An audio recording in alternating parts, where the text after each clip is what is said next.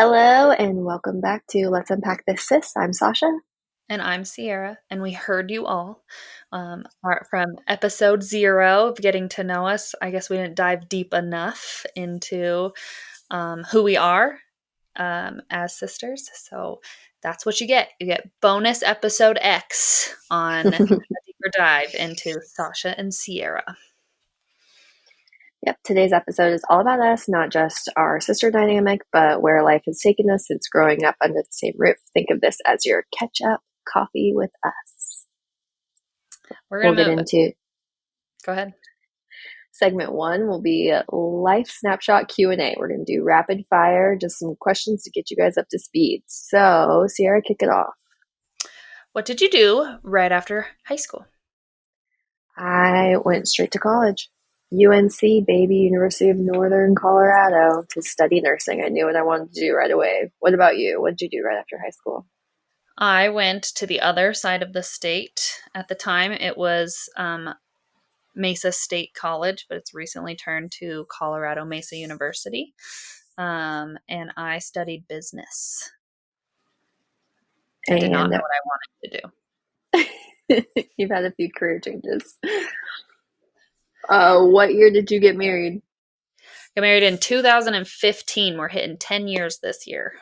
What about you? Gosh, 2017. So 8, I think. How many kids do you have, and what age are they? I have 3. I have a COVID baby, 2020. He's 5. Are going to be 5 in September, and I have a 3-year-old and just turned 1 a few weeks ago. And Crazy. That's boy, girl. What about you? I have 2. I have a 6-year-old and a 3.5-year-old going on 13. Yeah, she is. And what is your boy, current girl also? Sorry. She's what? I said boy, girl also. Sorry. Boy first, girl. And what's your current career or role? I am a 3rd grade teacher. This is my 8th year being in 3rd grade. It's my about 11th year being in education. And I love it. I love teaching. I love being in the classroom. It was a good choice to change from business to elementary ed. Right. So you got a little life experience first, and then you went back and you got your teaching certificate. Is that correct? Oh, yeah. I got my master's in elementary education to get licensed as a elementary teacher. There's 2 different ones. I was going to go back for secondary. Did not like high school. I did it 1 year. I liked coaching them. They were really fun to coach track. I did that for 3 years. Then I tried to work in the school for 1 year. And maybe it's because I was just a perm sub because I didn't actually have a teaching license. But I did not like high school kids in the classroom. Maybe because I was also 22. So, but elementary is more my place. So that's what I'm doing now. Let's talk about what you're doing. I am currently staying home. My husband is active duty Navy, where he's going on 10 years this year. And he just got back from a long deployment. So I'm staying home currently, but I am a nurse practitioner. There you go. I was waiting for that one. You do have roles. Yes. And I'm taking classes for lactation currently. So keeping my brain sharp. Nice. What's your side hustle or passion project? Oh, I don't have time for that. Yes, you do. You are side hustling and passion projecting, both. Side hustle, passion project, podcast. Could we say that? Yes. I also am a CrossFit coach. Yeah, just 1 night a week, 1 class. That's all I want. And yeah, I don't know any other job that you would add to a teacher. I'm a mom. All the things. Mm-hmm. She's on the PTA or whatever you just signed up for. Yeah, I just joined PTA. It's called PTAC in our district. Don't ask me what it stands for. I hate acronyms. Parent Teacher Association Committee. I don't know. But I did just join that because my oldest is officially in first grade, and the other is in preschool. They're both full-time at my school, so I thought I could be a parent and a teacher. There you go. Killing it. What about you? What are your passion projects? Passion project is working on creating a breastfeeding collective or collaborative, still going back and forth, and working on taking classes for lactation with a goal of becoming an IBCLC, which is an international board certified lactation consultant, because I don't want my brain to atrophy while I am staying at home with my beautiful children. Look at you. And this Kiss your brain. podcast, obviously. Yes. Yeah, come on. Good job. Good job. I love the enthusiasm. Okay, what is a big milestone you've hit recently? How much weight are you repping in the gym? Oh gosh. Well, let's not. I just had this conversation at the gym tonight that I have hit big numbers, but I actually injured my back hitting a number too big. Um, so that's not my goal, but I was joking around and I was like, I'll just deal with being the fastest. So I don't have to be the strongest, but I'm going to keep that fastest one. But I also went back to school this summer, not for like a just continued ed, to be a mentor teacher to new teachers.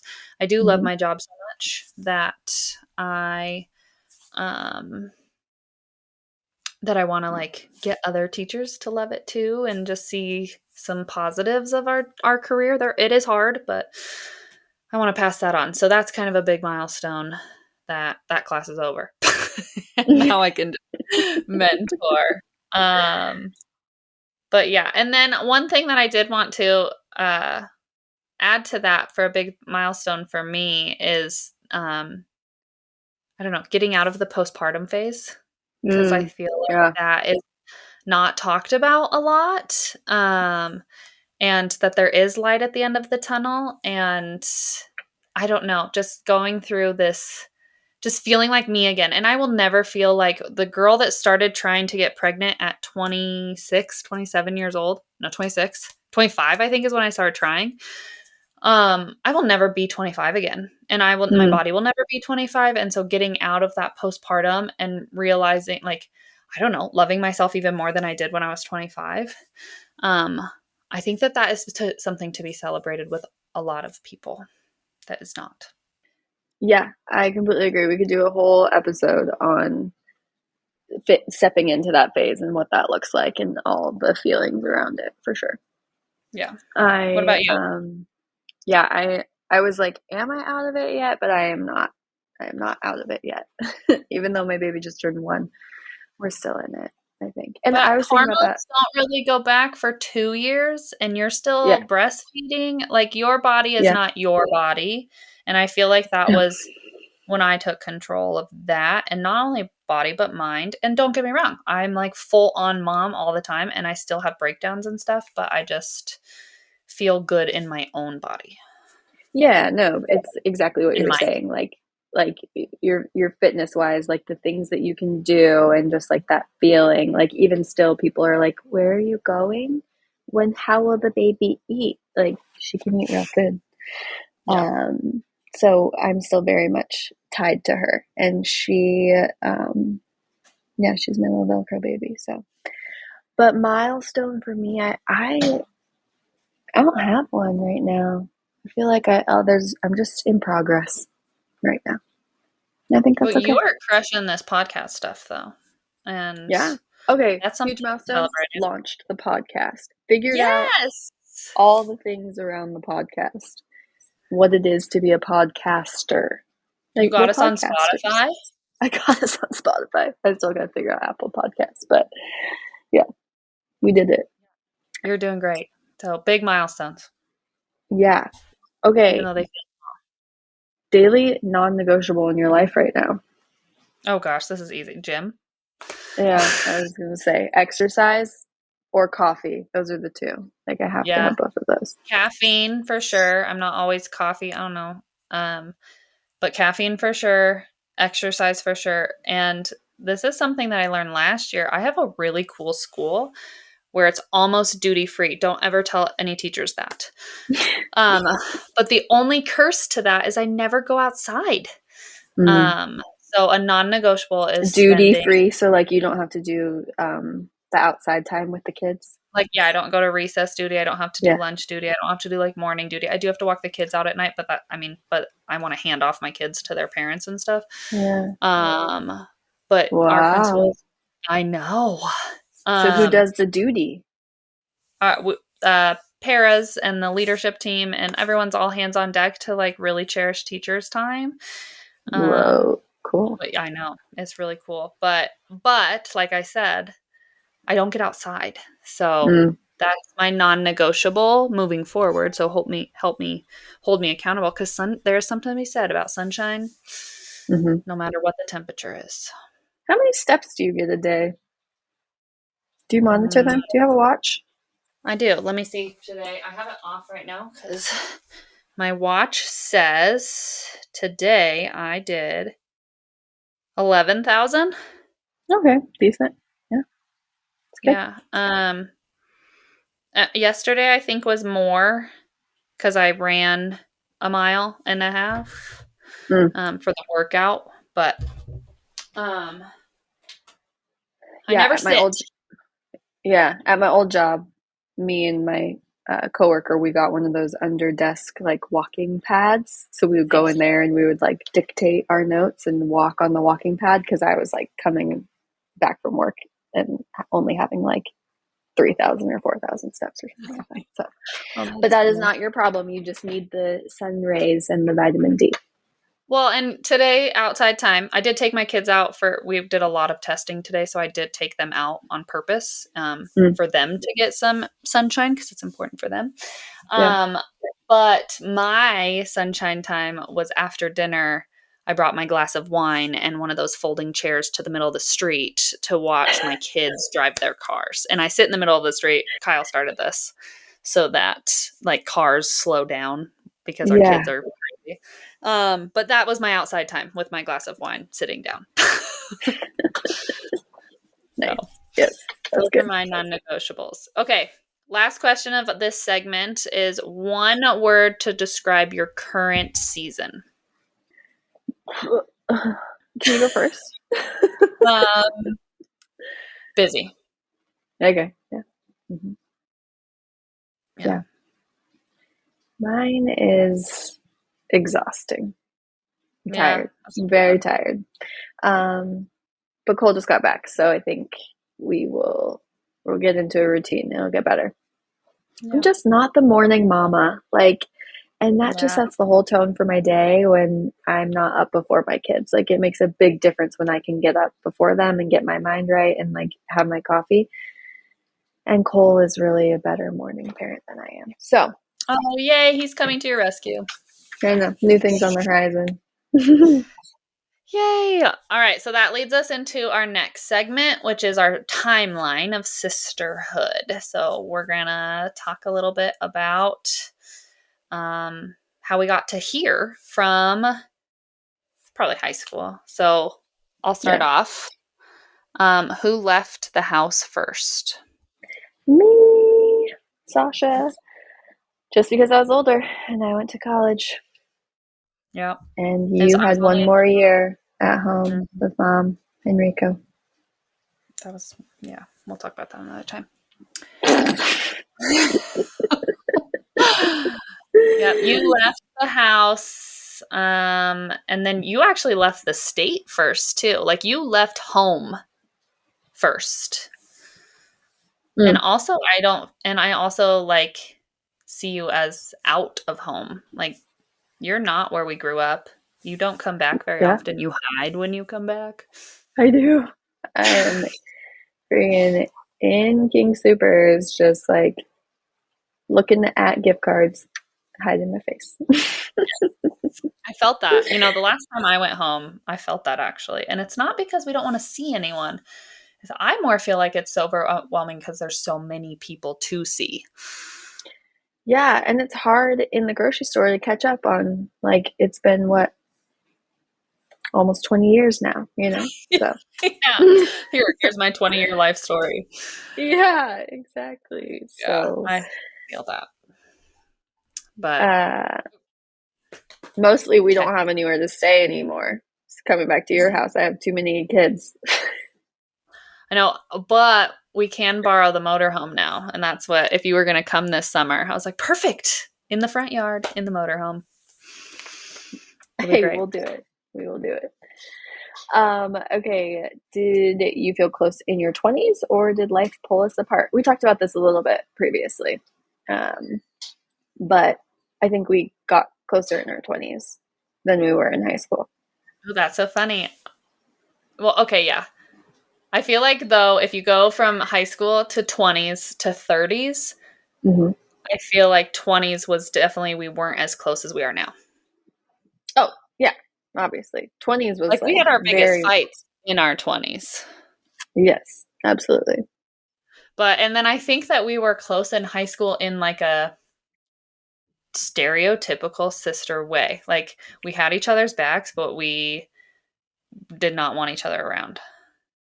Yeah, like don't come hang out with my friends. Okay, wait. Why are I wanted you to be around on? Yeah. Why are you on the track team? I told you to join the track team. You can't be you. good. Yeah. Yeah. But yeah, I But think in our 20s, yes, we weren't on the same path anymore. And so I think that freed us up a little bit, but also made it harder, like I said before, to like really support you and be there for you like I needed to because I didn't really understand. You were just so far ahead of me, so advanced, And I when just we were the didn't know what I was closest doing. was in our 20s when this is where you are now, living when you were living with grandma and grandpa, Hmm. and I was living in Temecula with Kyle, and Rico had just died. Like I think that phase of our lives in our 20s was where we were the closest. Yeah, that was so fun. That was so fun. That was like the dream of like we were getting along, we loved each other, and like we could have like adult sleepovers and Yeah. yeah, I didn't wanna that was leave. fun. Like, Kyle and I moved in Hmm. together. I was like, "Can I live half with you and half with my grandma?" Because Yeah, it was just, I mean, I left, like, what, 2, like, weeks later, yeah. um, So did but I was only motherhood change our bond or marriage change our bond? motherhood, For sure. maybe? I feel like when you became a mom because I became a mom first, Yeah, and I had no and idea what that was about. yeah, and not only that, like, we talked about I think we've mentioned this but the struggles that I had Hmm. that tore us apart, and then like it caused some issues, and then once you became a mom, I think we got really close. Hmm. And I think it's still hard sometimes because we feel differently about parenting or like we've experienced different things or our kids are different and things like that. So I think it's hard. I think we either compared ourselves or were compared growing up to each other a Mhm. lot. And I think it's hard not to do that now. I I agree with you. I think it is. I think as our kids get older and we are more submerged in motherhood, I think we have more respect for each other though. Like Hmm.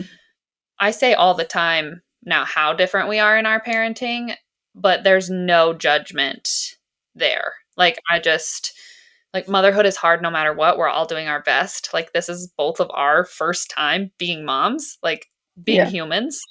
And Hmm. I just like I'm rooting for you is all and because And it comes motherhood's with hard. experience. Like you think that you know so much before you have a Yes. kid about parenting, and then you have your first kid and you're just trying to do it right the whole time. And it's really hard. But then the more kids you have, you're just like, yeah, whatever, it's a crapshoot. Like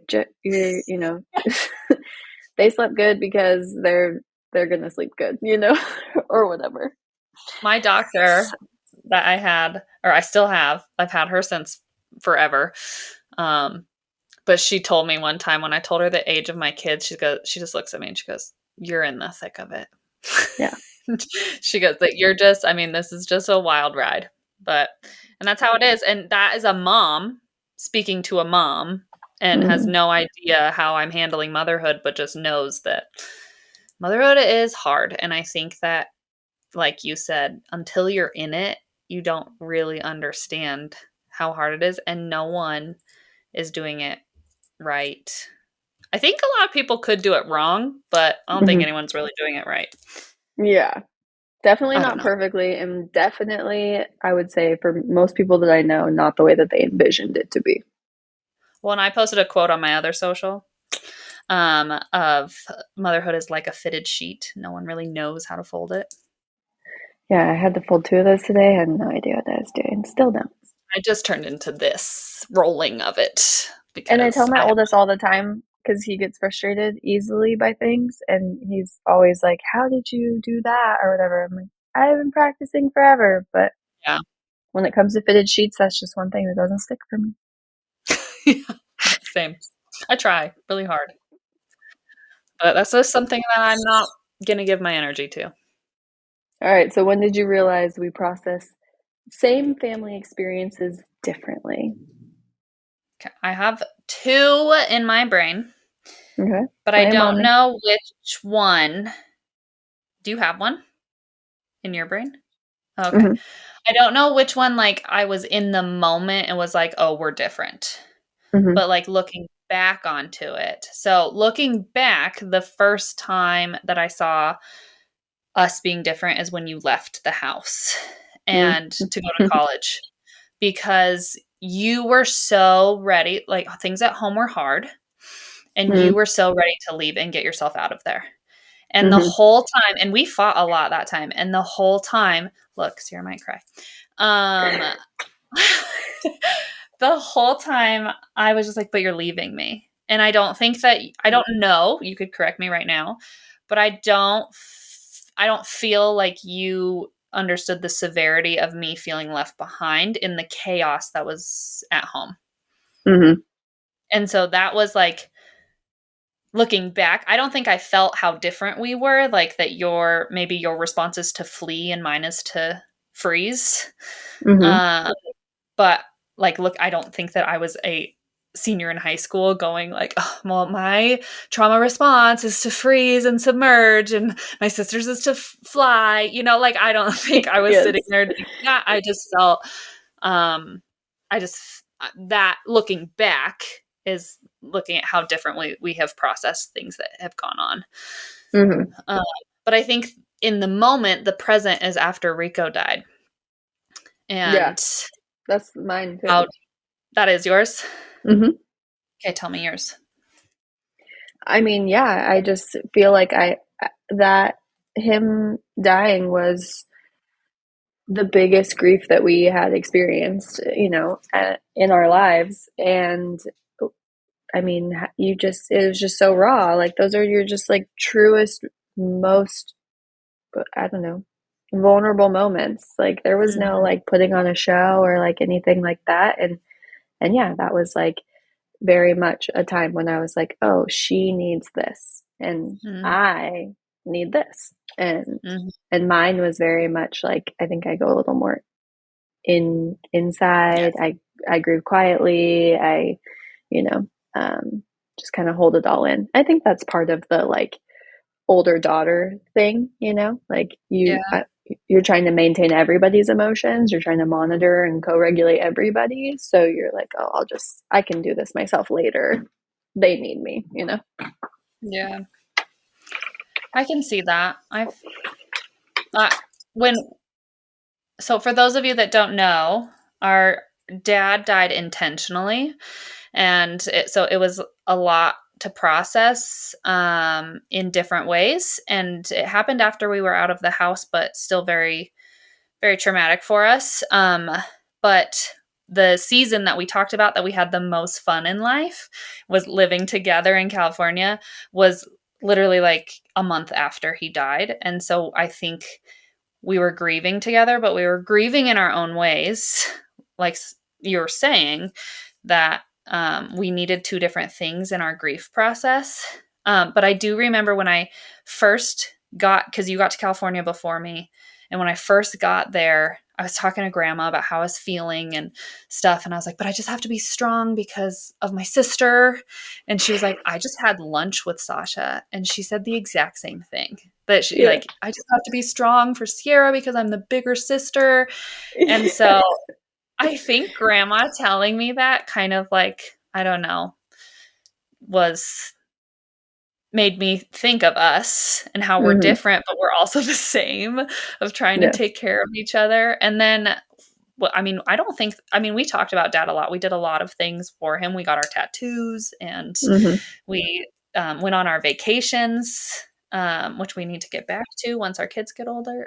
Yeah, and, definitely. um, but I don't think that we ever like processed it like in a conversation. I think we were Mm-mm. just very supportive for each other and we just gave each other we just were respectful of what each other needed. Yeah, So, and I I agree. definitely right here point proven. I process verbally and you process internally. But isn't it kind of funny it took us that long? I don't know. Like, and like you said earlier, that there are other times when it's like, oh yeah, we're different. Oh yeah. And I'm sure mom would be like, yeah, when you guys were born, when you were newborns, like I knew you were different, you know?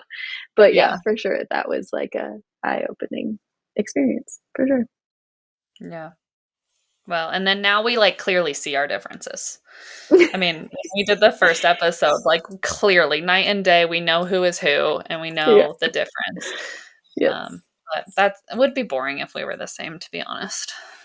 Oh, so boring. All right. You ready to move to our last segment? Segment 3. This is me, sis. We're doing this in place of our usual cis mail. Um, just a deeper personal reflection on ourselves. Um, so, do you want to start?